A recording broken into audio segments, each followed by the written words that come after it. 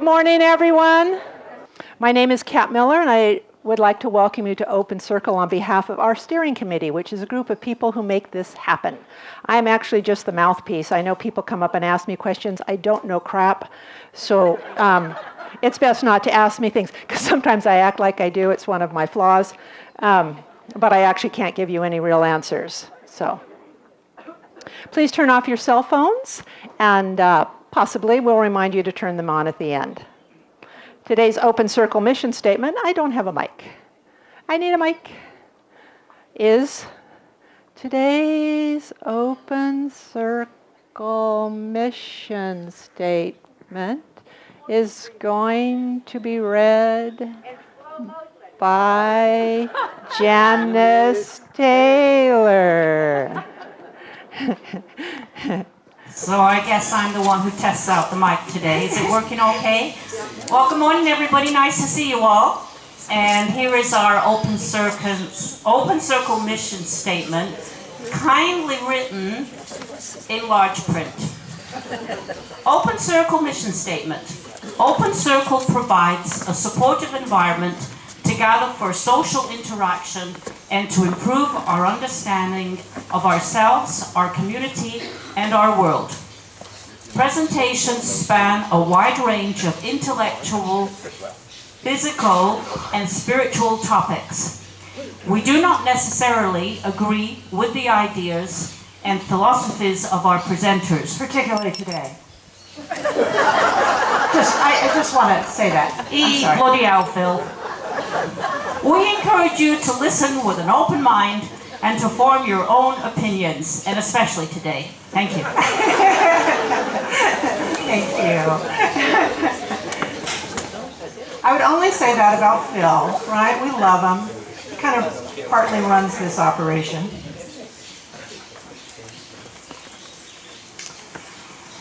We're always looking for presenters for Open Circle, but not really, because we're really full up.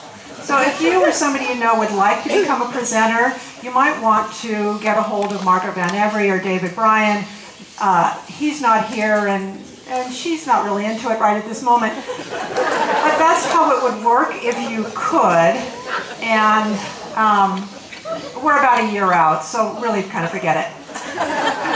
For those of you, God, what's wrong with me this morning? For those of you who are not on our email sign-up list, you can sign up here. Underneath the tree, there's a nice board with paper and pen.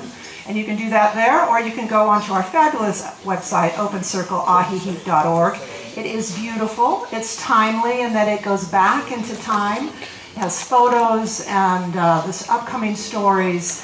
And you can also go there and find out how to, because you're not going to remember this, which is Chapaladrone is where you can upload videos from the last number of talks, including our fabulous Brad Gorman is making the talks. He's uploading from the past and the present, and someday they will meet into, they'll meet. But you can get them for free, the ones that are uploaded. It's a very kind offering, combination between Open Circle and Brad Gorman. So, Chapaladrone. She would like to make a correction. This is what it is to have a boss. I'm nobody's boss, but we are interested in people who have something to say. I think I better sit down now. And we have openings in July. We have a lot of new people we don't know yet who come from the north about this time, and we'd like to know what's on your mind. Plenty of interesting people here, so you got to come, out and let yourself be known. I'm Margaret Van Every, and I would like to hear from you if you have anything to say. Thank you. Woo! You are welcome. Well, it's only yes, and I've been put in my place. We'd love to welcome you here those of you here for the first time. If you'd please stand up, we'd love to acknowledge you. If you're here for the first time, be brave, stand up. Welcome to Open Circle. Nice to have you here. Two friends who grew old together made a deal that whoever died first would come back and inform the other how life after death was. You can't hear me? No? The biggest fear was that there was no life after death at all. After a long life, Dan was the first to die. Benny mourned him and waited for him to come and visit. And true to his word, 2 months later, as Benny was sleeping, the voice of Dan appeared in his head. "Benny, Benny." "My gosh, is that you, Dan?" "Yes, I've come back like we agreed." "That's wonderful. What's it like?" "Well, I get up in the morning, I have intercourse. I have breakfast, and then it's off to the golf course. I have intercourse again, bathe in the warm sun, and then have intercourse a couple more times. Then I have lunch, keeping healthy with lots of greens, another romp around the golf course, and pretty much have intercourse the rest of the afternoon. After supper, it's back to the golf course again, and then it's more intercourse until late at night. I catch some much-needed sleep, and then the next day it starts all over again." "Wow, Dan, heaven sounds amazing." "What heaven? I'm a rabbit somewhere in Arizona."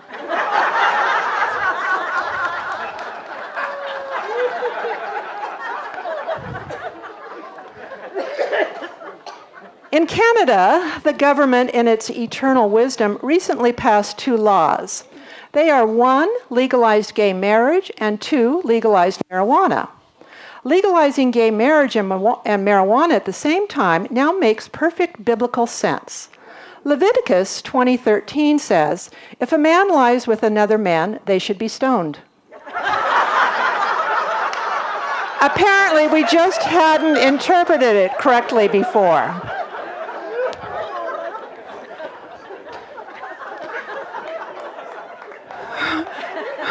Whoever said that nothing was impossible obviously never tried slamming a revolving door. Words of wisdom for today.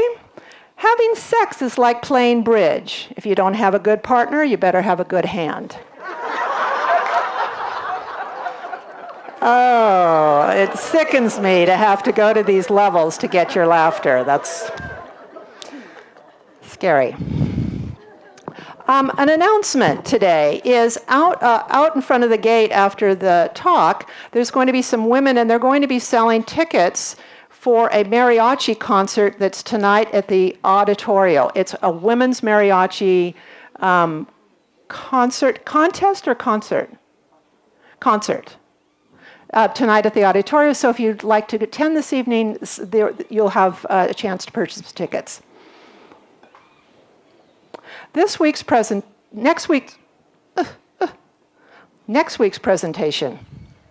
Stroke, the First 4 Hours, presented by Dr. Gabriel de Varela Rizzo and Dr. Jose Ernesta Ledzima Gonzalez.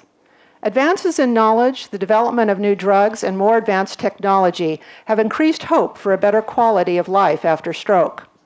But for these advances to be useful in practice, it is necessary for patients to be aware of them and to act quickly in an emergency. Our goal, the speaker's goal, is to increase awareness so that you will know what to do immediately following the first signs of stroke and be able to avail yourself of timely therapy. So these doctors will be with us next week and speaking to us about stroke. I think it's very, very important conversation for all of us to have. Many of us, I'm sure, have had friends, loved ones involved in stroke. Where am I? This morning's centering moment will be led by Leela Wells.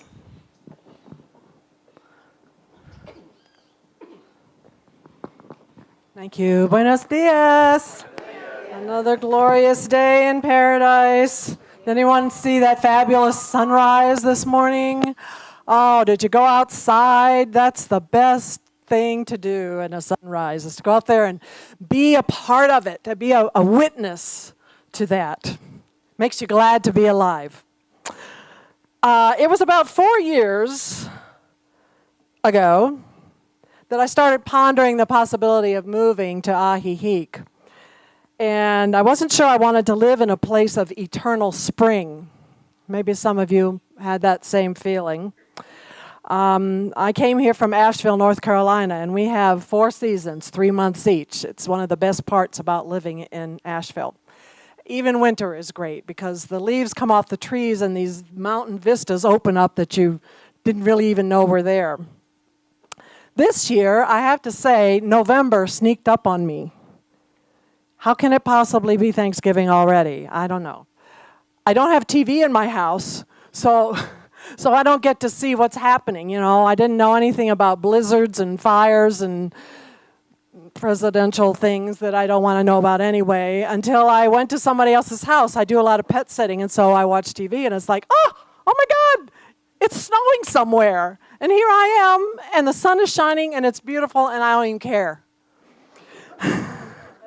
I don't miss it at all. But, at this time of year, you're supposed to be all warm and cozy inside your house, and it's kind of cold outside, and the turkey is in the oven, and it's so great. But even though I don't get to be warm and cozy inside my house and cold outside, blah, blah, blah, for Thanksgiving, I have fabulous friends here. You know who you are. And we're going to have a wonderful Thanksgiving together, and I hope you all are too. This year, I am thankful that I have no blizzards and no presidential whatever, and that I do have those friends. So I would love for you all to just get comfortable in your seat now and relax, and let's go inward. Close your eyes if you want to. Listen to the silence and the birds for about a minute.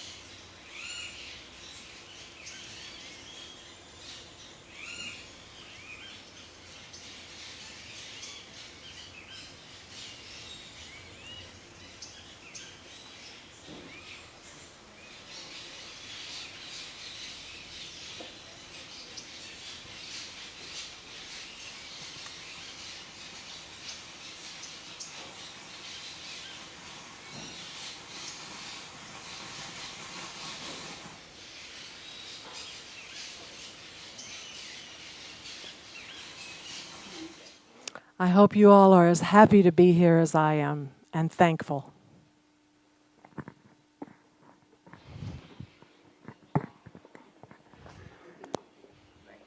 Thank you.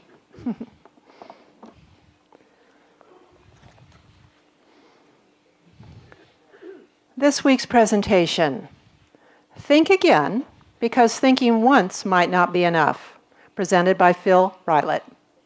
Want to be successful? Then study failure. Our great admiration for the successful makes us believe we can learn from them. Unfortunately, a flaw in how we think, called the survivorship bias, makes us disregard their failures. Using examples, Phil will reveal the consequences of ignoring this bias. Born in England, Phil earned a degree in pharmacology from the University of Leeds. After a disillusioning few years working for the pharmaceutical industry, he returned to school and earned a nursing degree. He moved to California, and after a disillusioning stint working for the U.S. healthcare system, he returned to school and came out a computer programmer, never to be disillusioned again. Phil remained in healthcare system, finishing his working career developing a breast and cervical cancer screening program for uninsured women in California. He now lives in Ajijic full-time with his beautiful wife. Please welcome Phil. Thank you, Kat. Good morning. Good morning. How are we? How do we think we are? You got it right. Well, a guy goes into a bar and sees his friend, who's had to be today, didn't it? He goes into a bar and sees a friend at a table drinking alone. Approaching the friend, he said, "You look terrible. What's the problem?"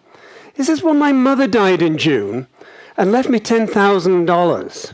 "Oh, gee, that's tough," he replies. Then in July, the friend continues, "My father died, leaving me $50,000. Oh, no, that's terrible. 2 parents gone in 2 months. No wonder you're sad. Last month, my aunt died and left me $15,000. Oh, no, 3 close family members lost in 3 months. That's terribly sad. Then this month, he continues, nothing.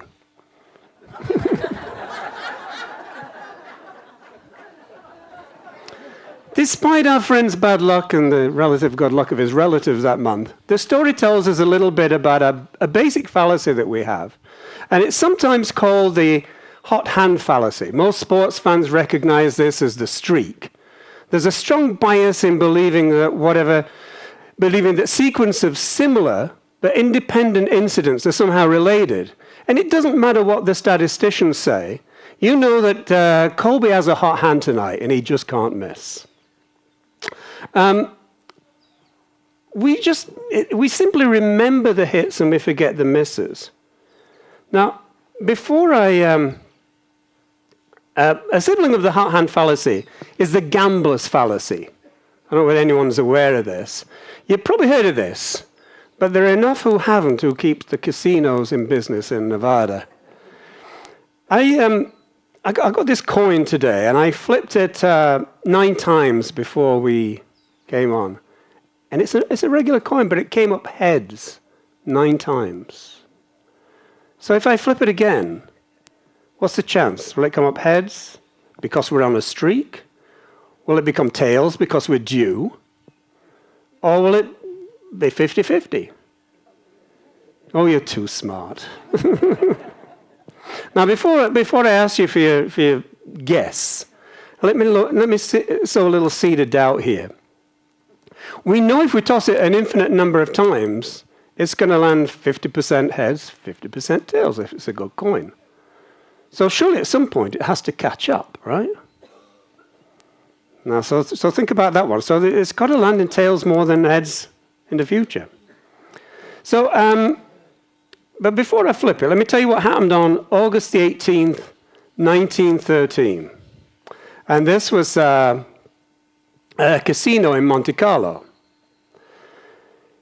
On a particular roulette table, black had come up a phenomenal 15 times in a row. Now, word spread through the casino, and the players by the dozens congregated around the roulette table. They wanted some of this rare action. But thanks to the gambler's fallacy, players doubled and tripled their stakes betting on red because they assumed that it was black 15 times. What are the chances it would be black a 16th time? Well, this fallacy led me to believe that after it came up the 20th time, there was not a chance in a million that it was going to repeat. It came up black 26 times before it came up red. In the end, the unusual run enriched the casino by millions of francs. Now, if you, let's see, if you said there was a greater than 50-50 chance that either heads or tails was the 10th flip, I can probably arrange to get you a free hotel room in one of the casinos in Nevada. Because the casino owners love the little old lady.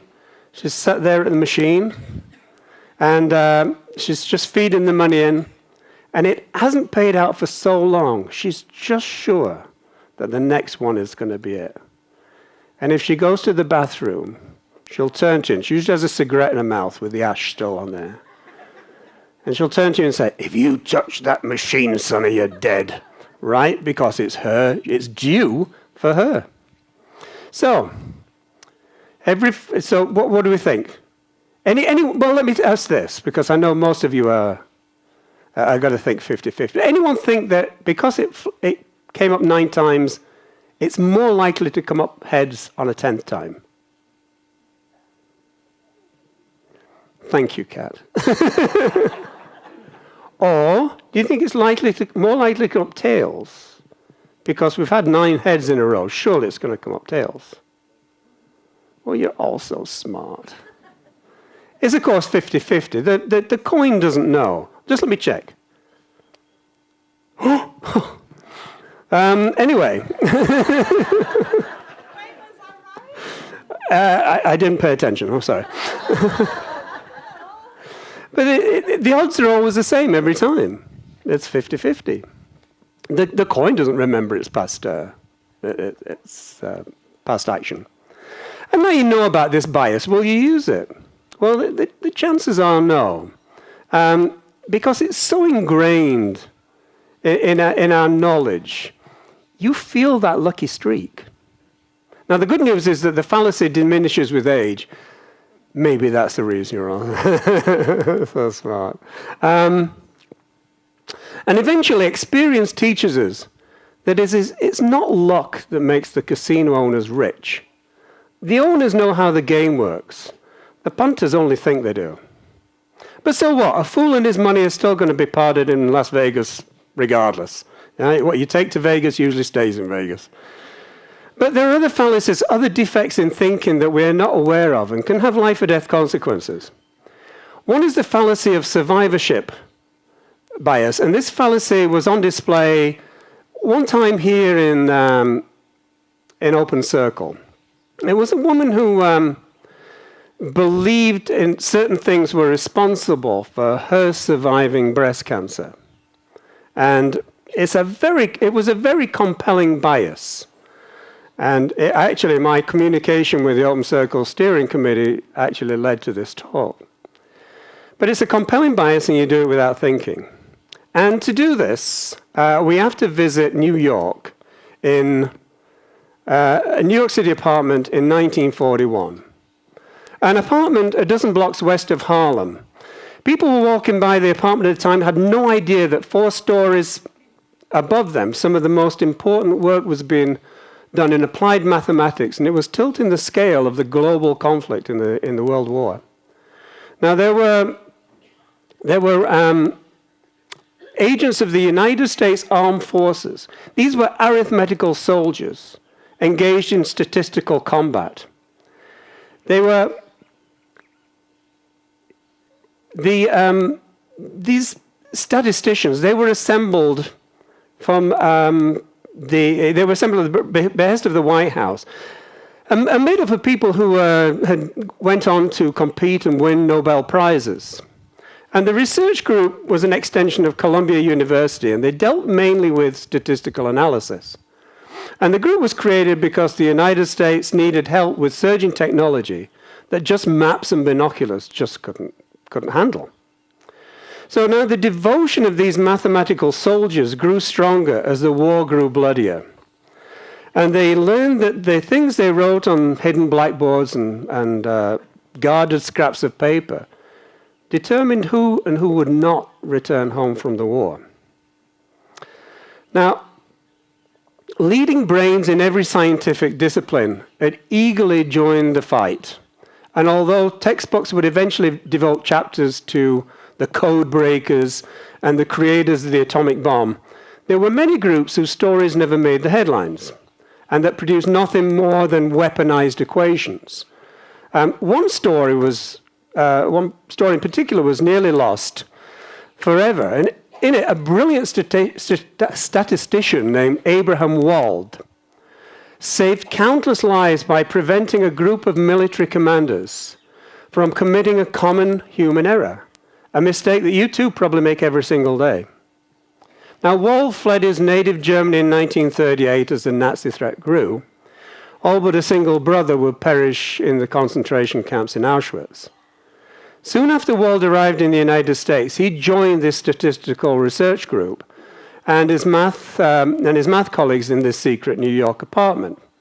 His group looked for patterns and applied statistics to problems that were too large and unwieldy for commanders to get their arms around.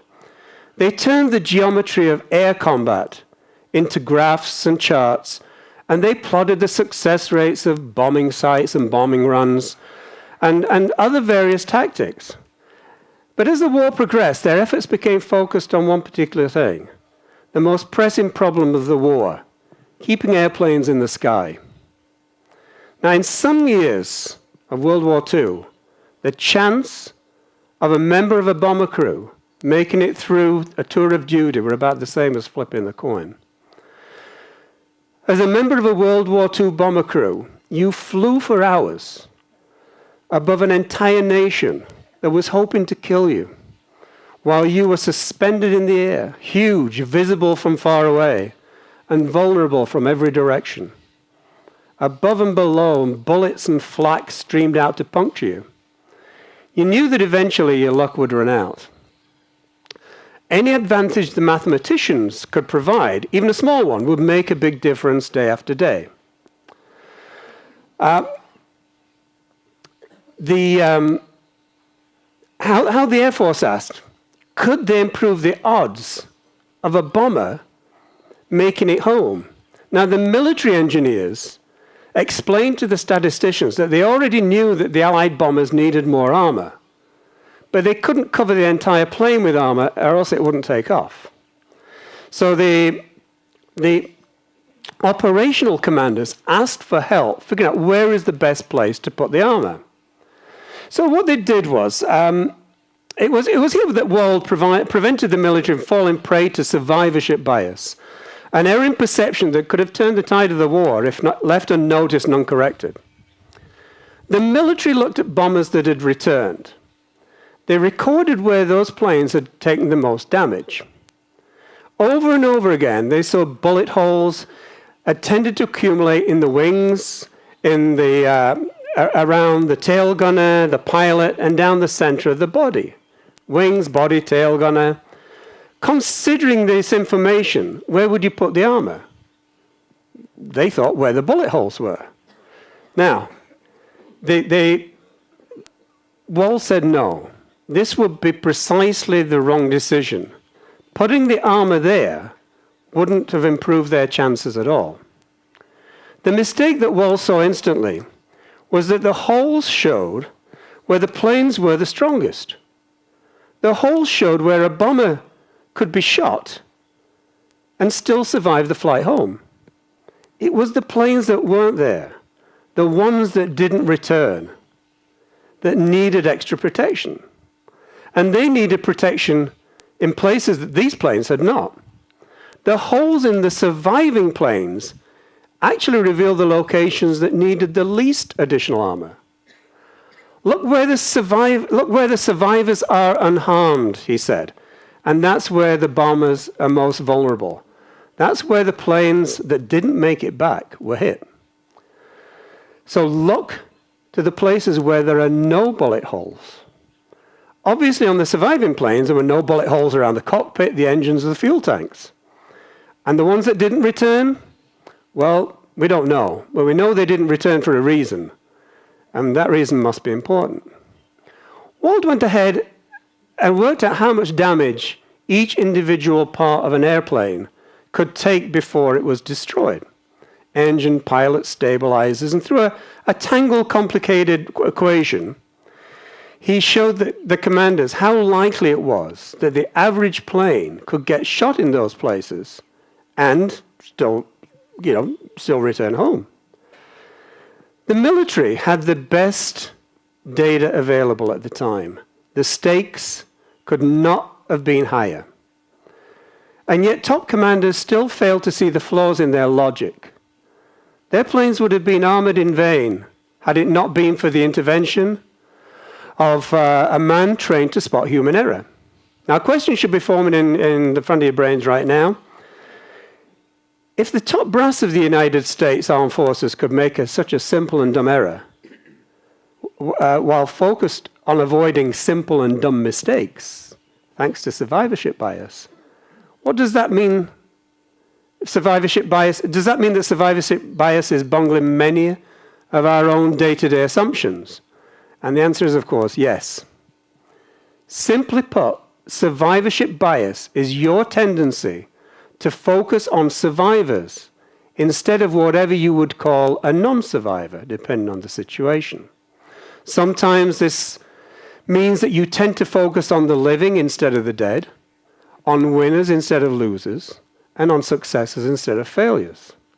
In Wald's problem, the military focused on the planes that made it home and almost made a terrible decision because they ignored the ones that got shut down.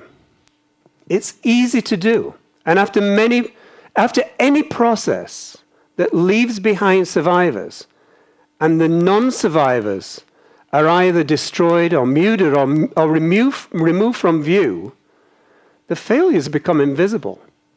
If they become invisible, naturally you'll pay less attention to them, and you'll pay more attention to success. Not only do you fail to recognize what is missing, but you fail to recognize that there is any missing information at all. Survivorship bias pulls you towards the best-selling diet gurus, celebrity CEOs, and superstar athletes. It's an unavoidable tick, a desire to deconstruct success like a thieving magpie just pulling away the shimmering bits. You look to the successful for clues about the hidden, about how to better live your life, about how you too can survive similar forces against which you too struggle.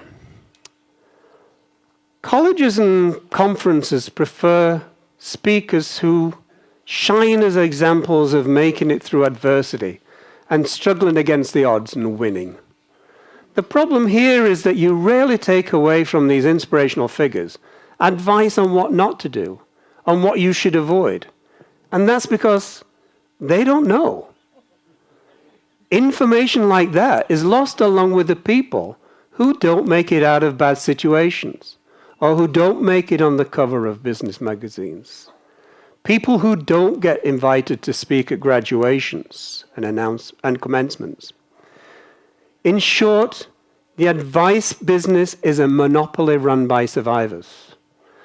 As a psychologist Daniel Kahneman said in his book, Thinking Fast and Slow, a stupid decision that works out well becomes a brilliant decision in hindsight. The things a great company like Microsoft or Google or Apple did right are like the planes with bullet holes in the fuselage. The companies that burned all the way to the ground after taking massive damage fade from memory. Remember Blockbuster, Compaq, Tower Records, Napster, Netscape, Pan Am? Remember the Palm Pilot? Before you emulate the history of a famous company, you should imagine going back in time when that company was just getting by. And ask yourself if the outcome of its decisions were in any way predictable. If not, you are probably seeing patterns in hindsight where there was only chaos in the moment. If you group successes together and look for what makes them similar, the only real answer will be luck. That means you should be skeptical of any book promising you the secrets of winning at the game of life through following any particular example. This may be, at first seem a little disheartening, the fact that successful people are more to luck than you or I, or than anything else. But only if you see luck as some sort of magic. It isn't a force or a grace from the gods or an enchantment from fairy folk, but it's just what you call the results of a human being consciously interacting with chance. And some people are better at interacting with chance than others. What we call luck is actually a pattern of behaviors that coincide with a style of understanding and interacting with the events and people you encounter through life. Unlucky people are narrowly focused. They crave security. They tend to be more anxious. And instead of wading into the sea of random chance, open to what may come, they remain fixated on controlling the situation, on seeking a specific goal. As a result, they miss out on the thousands of opportunities that may float by. Now, lucky people tend to constantly change routines and seek out new experiences. The lucky try more things and fail more often. But when they fail, they shrug it off and try something else. Occasionally things work out. And often it doesn't. Sometimes it's just out of your control. At my last job, after being overwhelmed with a large stack of job applications, I jokingly said, we should divide the pile in half and throw one half away. And that way we'll get rid of the unlucky ones.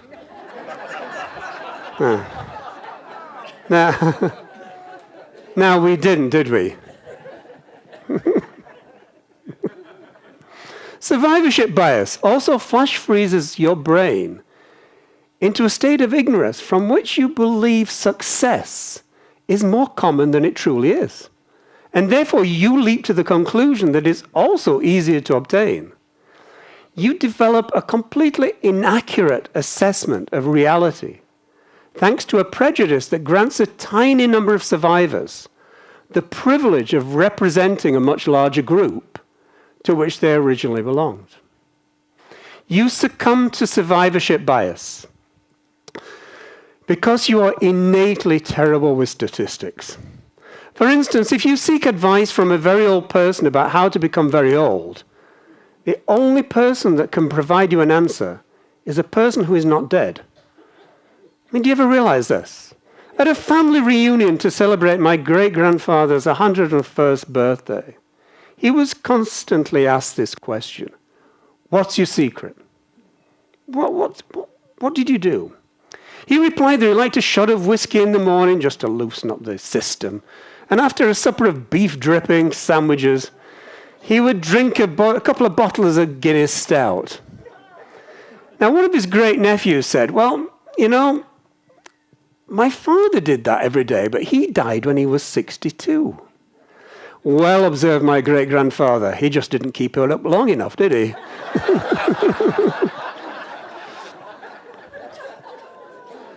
That's why it's difficult not to furrow your brow and wonder why you keep paying for a gym membership. When Willard Scott showcases the birthday of a 110-year-old woman who claims the source of her longevity is a daily regimen of cigarillos, cheese sticks, wild turkey cut with maple syrup and Robitussin, you miss that people like her represent a very small number of the living. There is a much larger pool of people who basically drank bacon grease for breakfast and, you know, did not live long enough to appear on television. Most people can't chug bourbon and gravy for a lifetime and expect to become an octogenarian. But the unusually lucky handful that do stand out precisely because they are alive and talking. Remember the coin toss earlier? There's a British mentalist, I don't really know him, called Darren Brown. And he predicted that he could flip a coin 10 times in a row and have it come up heads every time. And then he dazzled UK audiences with by doing exactly that. Flipping the coin into a ball, no camera cutaways, heads every time. So how did he do it? Well, he filmed himself for 9 hours flipping this coin into a ball until he got the results that he wanted. He then edited out all the failures and presented the single success. Advertisements for weight loss products and fitness regimens operate just like Darren Brown's coin toss, by hiding the failures and letting your survivorship bias do the rest. The people who use the diet or the product or the pill and fail to lose weight don't get trotted out for photo shoots. Only the successes do. Failure to look for what is missing is a common shortcoming, not just within yourself, but also within the institutions surrounding you.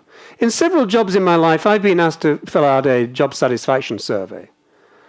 And when a company performs a survey, obviously they give the forms to the people who are working there. Everyone who might have quit out of dissatisfaction is no longer around to explain why. So such data fails to capture the only thing it's designed to measure. But unless management is aware, they're blithely going along, everything seems peachy on paper. Now, if you spend your life only learning from survivors, buying books about successful people and poring over the history of companies that shook the planet, your knowledge of the world will be strongly biased and enormously incomplete. At best I can tell, here is the trick. When looking for advice, you should look for what not to do, for what is missing. But don't expect to find it among the quotes and the biographical records of successful people. They are the people whose signals rose above the noise. They may have no idea how, or if they just looked out, what you can't see and what they can't see is that successful tend to make it more probable that unlikely events will happen to them while trying to steer themselves into the positive side of randomness. They stick with it, remaining open to better opportunities. And that may require abandoning their current paths. That's something you can start doing right now without reading a single self-help proverb, maxim, or aphorism. Also keep in mind that those who fail rarely get paid for advice on how not to fail, which is too bad, because despite how it may seem, we have a lot to learn from these people. And success boils down to serially avoiding catastrophic failure while routinely absorbing manageable damage. Yeah, there's your words of wisdom, eh? In 1978, Alan Wallace, the director of the Statistical Research Group, the group in the Manhattan Department, said, "This was surely one of the most amazing groups of statisticians ever organized." And for them, it was just a funny side story, an anecdote that only surfaced in the 80s when they all began to reminisce full time.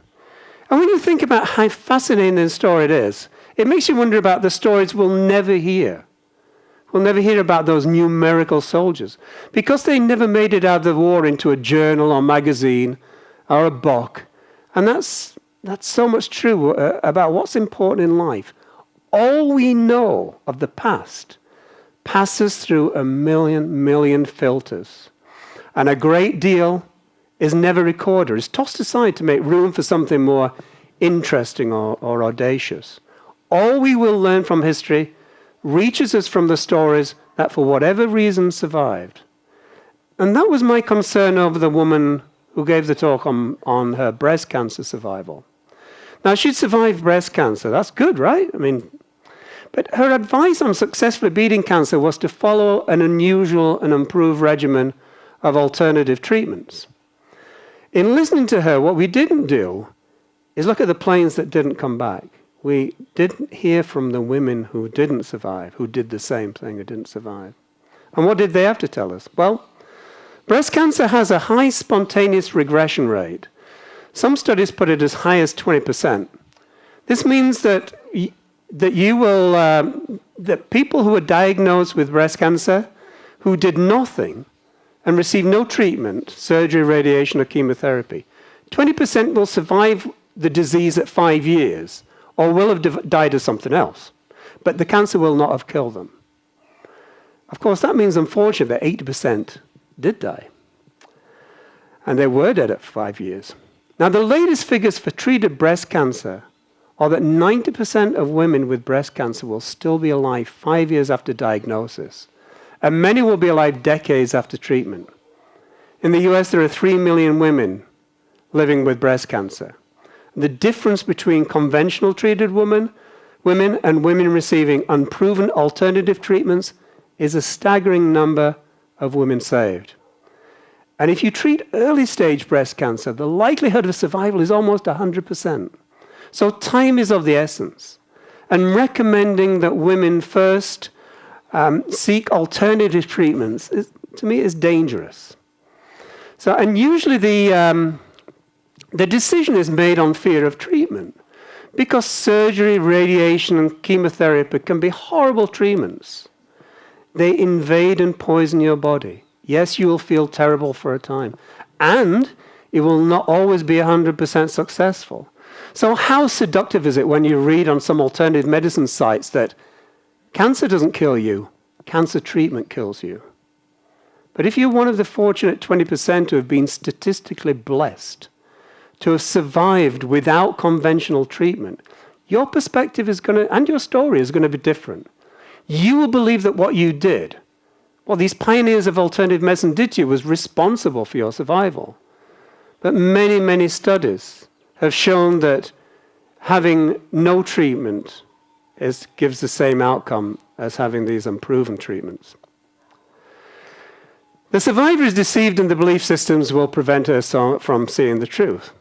Now, the survivorship bias is not an issue of being unintelligent.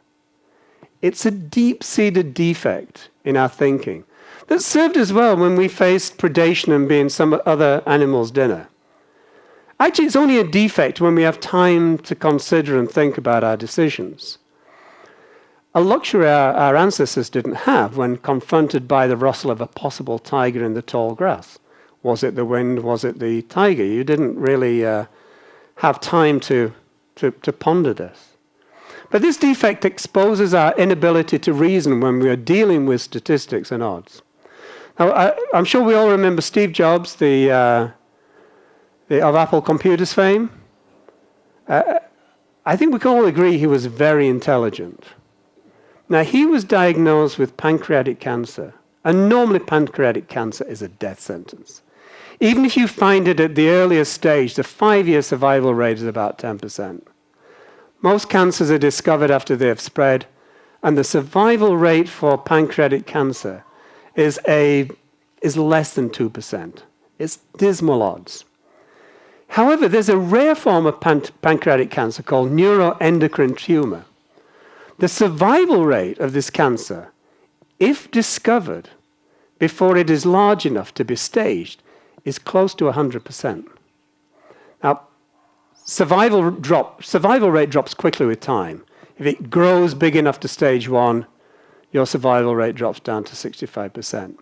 Now, Steve Jobs was lucky. He had this rare type of pancreatic cancer. Not only that, they found it incidentally. He had no symptoms. He had an abdominal scan, and they noticed it on the scan. So it was found even before it's staged. This means it was found very, very early. His chances of long-term survival were extremely high. However, he had heard of good results with nutritional therapy.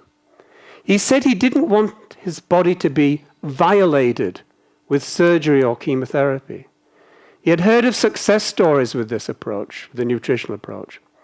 So in spite of pleas from family and friends, he tried to cure himself through acupuncture sessions, drinking special fruit juices, enemas, visiting spiritualists, and using other treatments he found on the internet from cancer survivors. He didn't read about anyone who wasn't cured, obviously. After 9 months, the tumor had spread and his prognosis was grim. He changed his mind.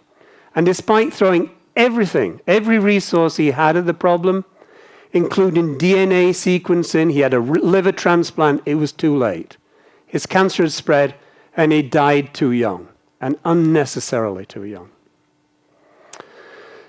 So don't wait too long to think twice. Recognize that your first thought is sometimes driven by an old instinct that no longer serves as well. Look at what your first thought didn't tell you, then think again. Thank you.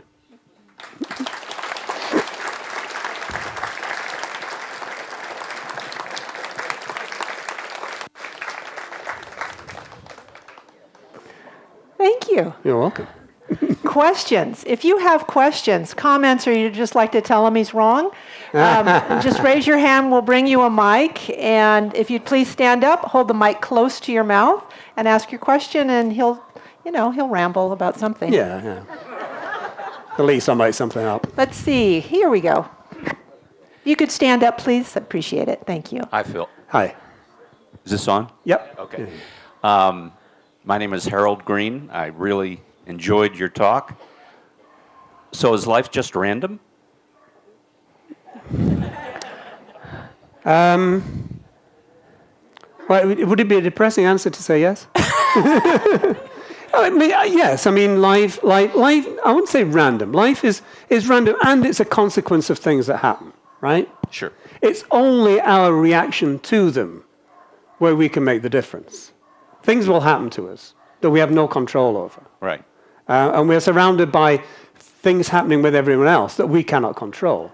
It is only our approach to that determines whether we are lucky. In other words, whether we recognize what information is important and what isn't, and choose another path. And that's a real characteristic of a lucky person. Or stay focused in that narrow channel and rationalize away all that other randomness. A characteristic of being unlucky. How do we stay out of the trap of compulsively trying to control things? Remember, we believe we are in more control, we have more control than we have. And just that recognition, that things will happen. You have less control than you think. Things will happen to you. And really the only thing you can control is your reaction to it. Thank you. Okay. Right here. Thank you. Yes. Hi, I was interested in the A little closer. I was interested in the statistical analysis you did. It reminded me that when I went to college, I got a job in a laboratory for 75 cents an hour. Well, this was enough to pay for lots of incidentals, and my roommate and I. Well, long story short, we were promised to get the job again when we came back in the fall. When we came back in the fall, the federal government had told all the universities that they had to raise the wages to $1.15 an hour. Wonderful. Except that over the summer, the many laboratories had bought equipment, so none of us had those jobs because the equipment did the job. And I see constantly where states and federal government think that raising minimum wages is a good thing because they never interview the people that no longer have the jobs. That's the kind of. I'm a great believer in the minimum wage, actually, but I think automation is inevitable, and a question that we have is how do we react to our jobs being taken away? I mean, but human innovation has really saved us over time. How many print setters do we know? How many? There are lots of jobs that disappeared, but new ones will come along. But artificial intelligence definitely, and more automation will be a challenge for keeping people employed. Where are we? Are we here? Okay. In business, a lot of companies fail because they don't really know what they're doing, and the guy's a loser. So, what is your thinking on that one? It's true, yes. I mean, I didn't really go into incompetence, but what was the reason? When you look at companies that were successful, that seemed to know what they were doing, did they focus? Let's take Microsoft, for example. Now, Microsoft looked poised to dominate the world, and they tried to trap people into their operating system and into their office system. And, there was a group of people that said, no, we can, there are other alternatives here. Microsoft was very slow on picking up on those. The mobile phone, for example, should have been theirs. They didn't listen. They didn't see. They recognize the impact of the mobile phone.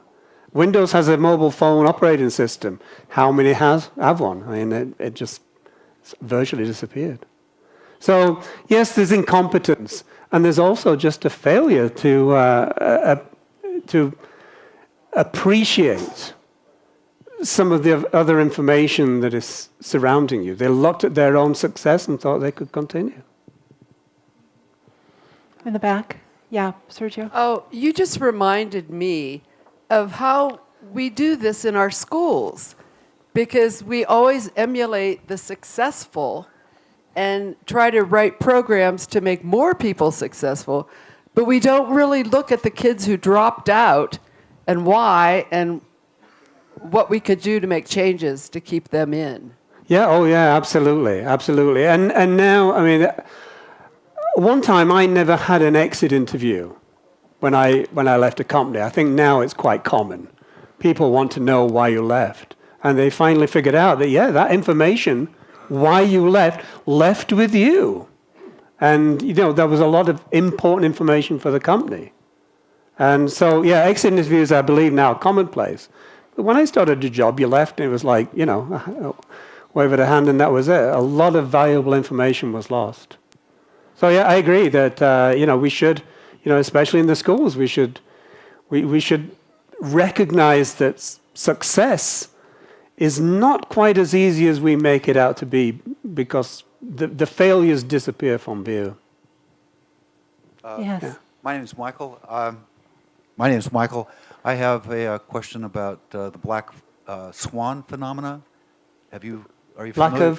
Black swan. Oh, black swan. Yeah. By Taleb, and he talks about a lot of the biases that you've mentioned, and that how these biases culminate in the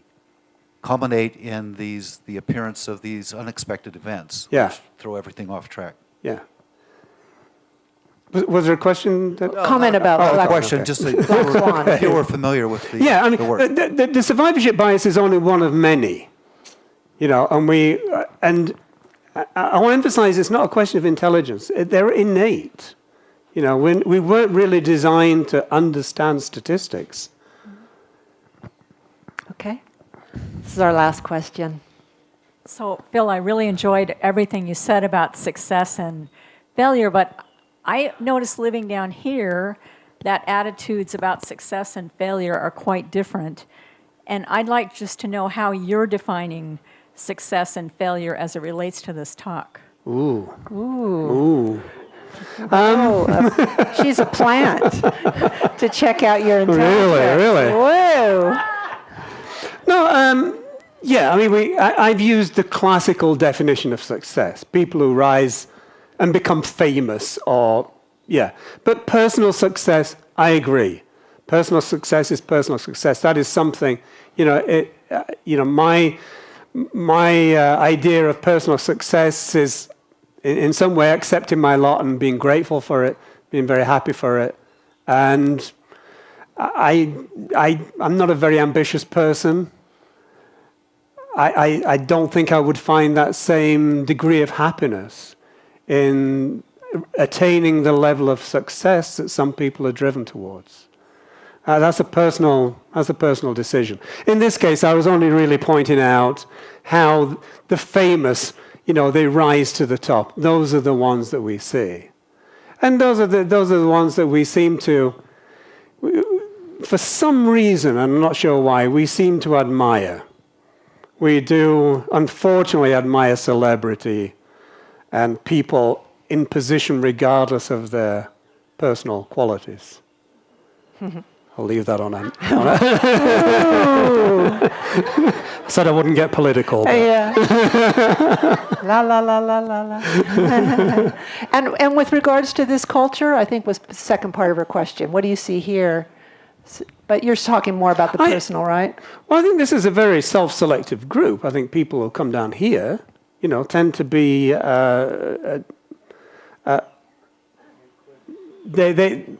they tend to be a little more adventurous, a little more comfortable with the chaos that apparently surrounds them. So I think people here are a little more comfortable with chaos, and I think they're less likely to be narrowly focused. I think they're a little more open. And obviously by being here, they're successful, right? Congratulations, everyone. Thank you, Phil. That was a good ending. Compliment us. Thank you, everybody, for being here today, asking good questions, being a wonderful speaker. If you would please pick up your coffee cups and stack your chairs and take everything you brought with you and move your conversation out towards the street so we can close up. We look forward to seeing all of you next week and maybe more. Please turn on your cell phones.